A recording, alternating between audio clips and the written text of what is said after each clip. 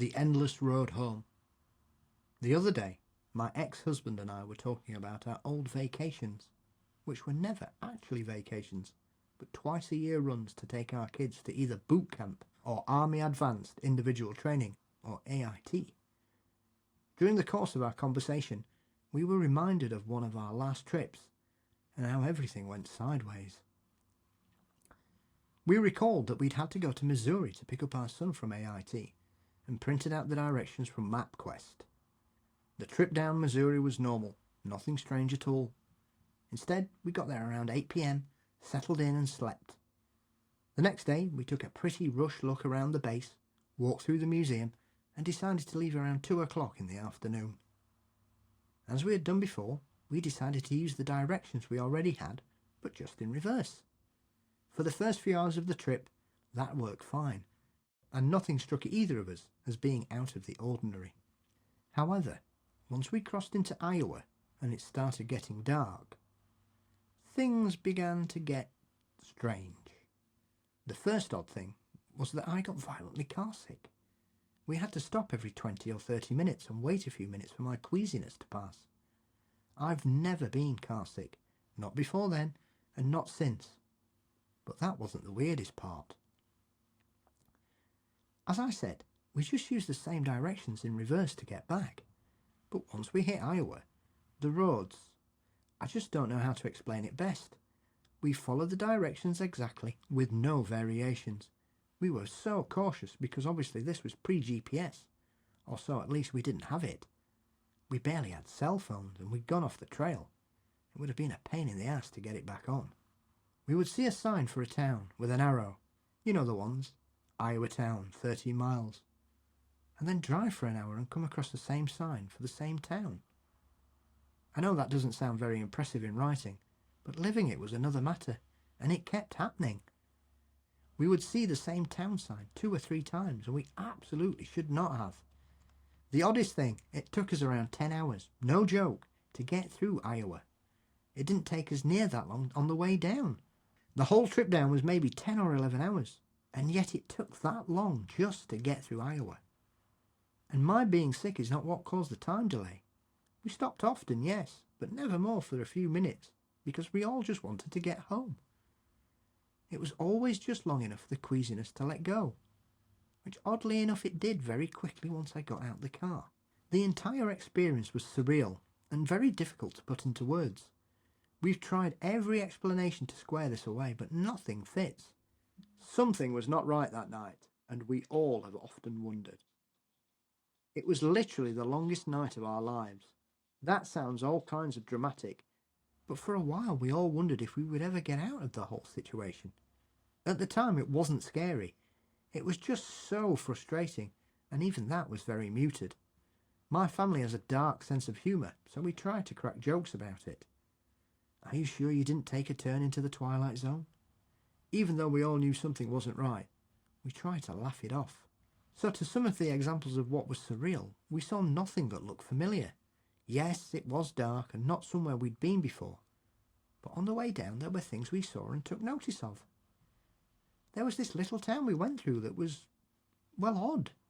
There were signs on the buildings like Town Doctor, and the buildings were all almost, but not quite Victorian, if that makes sense. When we went through it, we thought it was sort of cute and wondered what the deal was. But it was pretty deserted. Cars parked in the streets, but absolutely no traffic. No people out, except one person, a little boy on a bicycle. We didn't go through it on the way home. The entire trip back through Iowa, there was nothing that rang a bell like, oh hey, here's that weird little town, or I remember this place. In Missouri, we got there in the dark and left in daylight, but we still recognised things. So, of course, I love missing time stories, Paul, and I especially love stories that sort of hint at this possible, alternate dimension kind of thing, because that's very much my jam. And ever since I was a kid, to be honest, ever since I had that weird experience myself. But I really love stuff where you're going through what should be a familiar place, and it's absolutely not. Yeah, because especially if you're on a road trip and you stick to the same route, there are always things that stick out. That's all it. the time. Doesn't matter where you go in the country. or which country you live in. If you've got a specific route and you just go there and back, it makes no sense. And it's just like the author says, it's not particularly, when you think about it, it's odd. And I think it's one of those, the more you think about it, the stranger it gets. Oh yeah, absolutely. Well, I managed to find another story of sort of similar missing time from Iowa, and I found it in the book Real Encounters, Different Dimensions, and Otherworldly Beings by Brad and Shelley Steiger. Oh, what a legend! Yeah, absolutely. And this story you'll particularly appreciate it. And I guess the story was related to them by the journalist Patricia Ress, who I'm not familiar with. No. But the story goes, I was raised in a small town of 3,000 souls in western Iowa, growing up in the late 1940s and 50s, and graduating from high school in 1963. From about 1954 to 1961, I owned a nice little horse, mostly white with brown spots. I called him Joker. Most of my classmates and friends were farmers' daughters or sons, and many, if not most of them, also rode horses and belonged to the local country saddle club. One summer afternoon in 1955, when I was 10 years old, I promised to go riding with a friend of mine named Susie, who lived 8 or 9 miles out in the country. Usually I would ride out to her place, and we'd go riding together around her folks' farm or maybe visit other friends nearby. There had been some tornadoes the night before, and Susie and I looked upward at the sky and saw several funnels that we believed had been generated by the storm that had passed through earlier. We rode around, decided to fish for a while in the pond across from her parents' house, and then returned to her mother's kitchen to see when we'd be having supper. By then it was nearly 6:30 p.m. Since it was about an hour and 15 minutes ride to get home, her mother always felt I should eat some supper with them. This was fine with me, as her mother made a most heavenly cream of tomato soup with a huge biscuit in the middle and dream bars with cherry and whipped cream for dessert. Nothing anywhere tastes as good as fresh Iowa farm food. Paul, I've been missing out. If I'd known this was waiting for me in Iowa, my friend and I would have pushed through. Holy shit. You've only got yourself to blame. You know, as with so many things in my life. So I'm just gonna jump along here a little bit. But she left the house at she left Susie's house at 7:15, waved to another friend whose house she passed along the way, and then she got to the end of the long gravel road onto the highway, and it was pitch black. She said it had seemed like only a few minutes ago that the countryside was bright and sunny, and now it was like midnight dark. So she rode into town, everything was deserted, and she thought, okay, it's got to be 10:30, 11. This is crazy. Then she noticed a large clock on the corner bank that said 3:30 in the morning. She was shocked. Anything else would have made sense. 10 p.m., okay, maybe fine. But even that was a stretch, because she says that another time she had stayed at Susie's, she'd stayed late, and then had visited a friend on the way home, and the friend's mother had offered her a piece of pie. But even then, the latest she got home was 9:15. So this was crazy. So she got finally to her house. Her brother drove up in his car and gave her supreme shit, because she had been gone. They went to the cops because she wasn't home till 3:30 in the goddamn morning. And she had absolutely no way to account for that time. But the only thing that suggested anything, and of course, who knows what this suggests, the horse was, from that point on, terrified of pigs. Yeah, I've never heard of a horse having swinophobia. Nope, that's a new one on me. And I mean, I will say that the author then went on to try and draw some parallels between this and aliens that look like pigs. We're not, I skipped that part. But it's interesting, the fact that the horse was afraid of pigs. I also thought it was interesting that the horse's name was Joker. And a little bit later, we're going to talk about a famous ghost elsewhere in Iowa named Joker.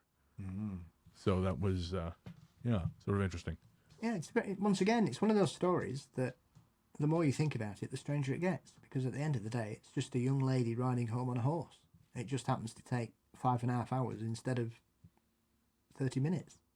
Yeah. Do you know how many books Brad Steiger wrote? I do not. 170. 170. Holy shit. Wow. Are they all of the same sort of ilk? Did he write on other topics? He just basically covered the whole gamut of Fortean subjects. So he's a lot of ghosts. He was a big believer in the ancient astronaut theory. possessions, exorcisms. Interesting.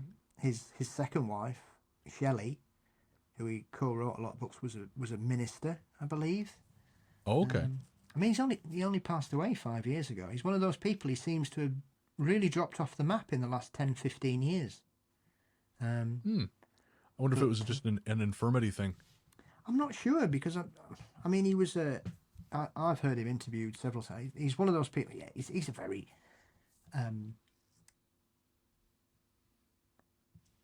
a very engaging orator of numerous stories that a lot of them you could say you have to take with a pinch of salt. I mean, I remember hearing him talking about a poltergeist case he had to deal with, and him and the other 4 people were all picked up and thrown violently against the wall by the creature, or whatever it was.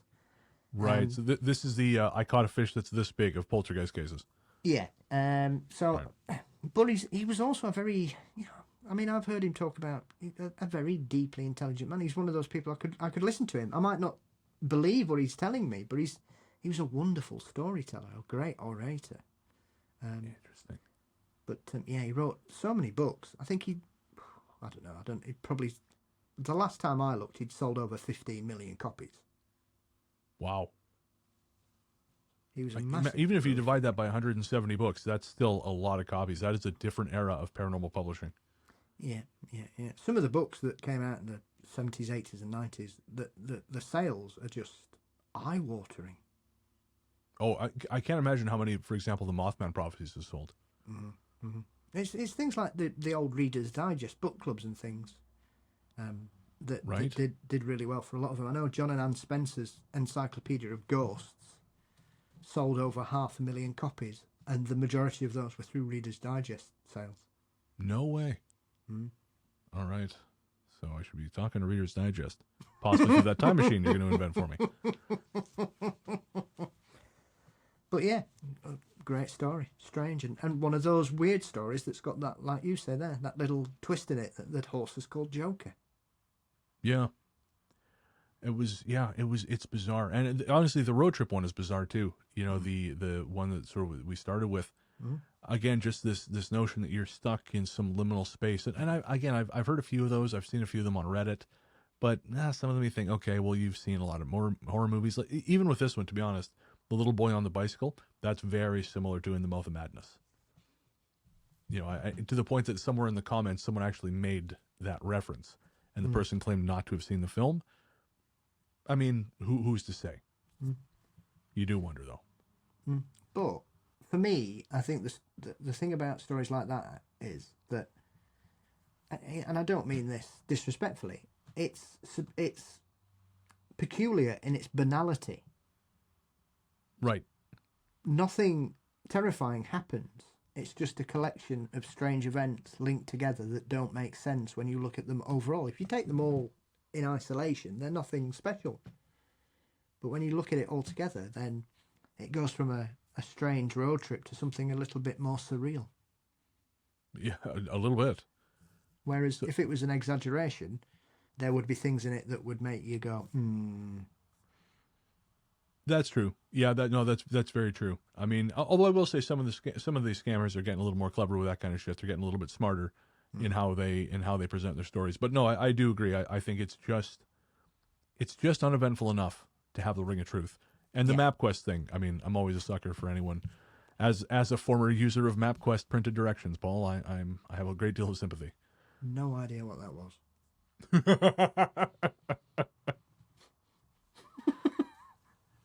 So one last thing before we move on, you may know this.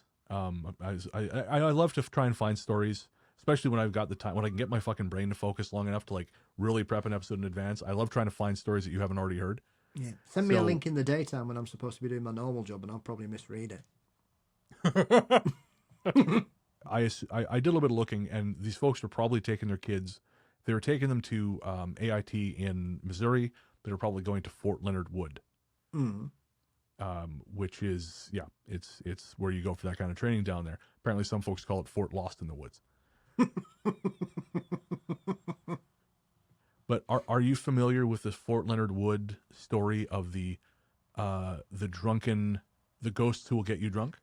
Is that the one where somebody got? I don't know if did they get kicked out or something because they claimed that they were attacked by ghosts that forced them to drink. Yeah. I can't remember much about it, but I've always laughed at it. It's one of those strange things that he got shit-faced, and his excuse was that ghosts made him drink alcohol. Yeah. So the story goes, Fort Leonard Wood, part of it was built on the site of a town called, and this is true, Bloodland. This is ominous enough. It was a small farming community, and supposedly, the story goes, when the residents of Bloodland were told, get the fuck out, their land was seized under eminent domain, they were not very happy about this. So supposedly they all got hammered and there was a riot. And I mean, ultimately they still had to move their shit, but this was kind of how it went down. But yeah, according to an article I found on, I can't remember this, I didn't record the site, but regardless, and this again, the Bloodland Cemetery is still there. This is a real thing. Which is coincidentally, the cemetery is accessible on Iowa Avenue. But according to local newspaper stories, a soldier named James Clown with a K was court-martialed and imprisoned for a year in 1942 after he was found intoxicated and unconscious while on guard duty. He had allegedly been assigned to patrol the part of Fort Leonard Wood which had been Bloodland, and he claims that while he was on sentry duty, he heard strange noises, and when he went to go investigate, he was taken captive by riotous ghosts who spoke in a language he could not understand, and they forced him to drink hard cider through a straw until he passed out drunk. Yeah, hard cider does that to a man. Well, that is true. I mean, I'm surprised he didn't try and fight the ghosts with all the hard cider in him. But strange things have happened. What, a man trying to fight ghosts on hard cider? Yeah, there's a very famous case here in the 19th century of someone who was running around pretending to be a ghost and somebody shot and killed him. Oh, Jesus Christ. There was a story, I think it was last episode, you and I we were talking about old Hollywood, and I mentioned that book, Tinseltown, about the murder of, I want to say William Desmond. I think that was the name of the director who was murdered. I'm not 100%. But one of the stories, as I recall from that book, is there was this, they were trying to figure out how much this one guy knew, and they believed that he was culturally more likely to be scared by ghosts because of idiot racism. So they tried to dress a guy up as a ghost to scare him into revealing what he knew. And I just have to imagine this guy had the look on his face like my cat after it figured out I was holding the laser pointer. Like, how dumb do you think I am? Give me a fucking break. Oh, it's a ghost. You better tell us the ghost is coming. The guy says, no, absolutely not. I'm going to beat the shit out of both of you and take your car. That's what I'm going to do.